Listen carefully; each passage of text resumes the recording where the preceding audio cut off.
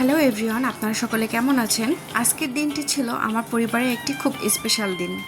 আমার ছোট মামাতো ভাইয়ের অন্নপ্রাশন অনুষ্ঠানের জন্য আমরা গিয়েছিলাম স্বামীবাগ লোকনাথ মন্দিরে। ভক্তিময় ও শান্ত একটা পরিবেশের মাঝে খুব সুন্দরভাবে মুখে ভাতের অনুষ্ঠানটি সম্পন্ন হয়েছে। পরিবারের সকলে একসাথে হাসি খুশি ও আনন্দের মাঝে দিনটি কেটেছিল আমাদের।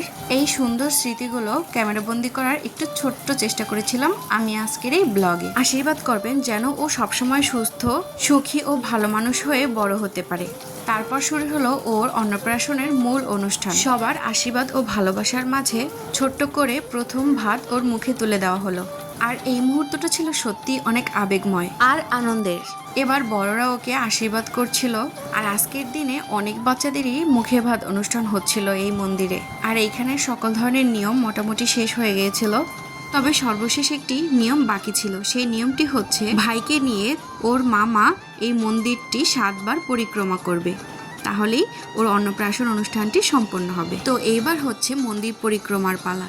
তো মন্দির পরিক্রমা আমাদের হয়ে গেছে, এরপর আমরা প্রসাদ গ্রহণ করব সবাই মিলে। আর প্রসাদে ছিল পুষ্পান্ন, একটি শুক্তো, ডাল আর হচ্ছে বেগুনি। এগুলো দিয়ে আমরা খেয়ে কিছুক্ষণ রেস্ট করছিলাম। তারপর আমরা কিছুক্ষণ মন্দিরটি চারপাশ থেকে ঘুরে ঘুরে বাসার উদ্দেশ্যে রওনা দিয়ে দিলাম। তো এই তো আজকে ভিডিও এই পর্যন্তই। Thank you.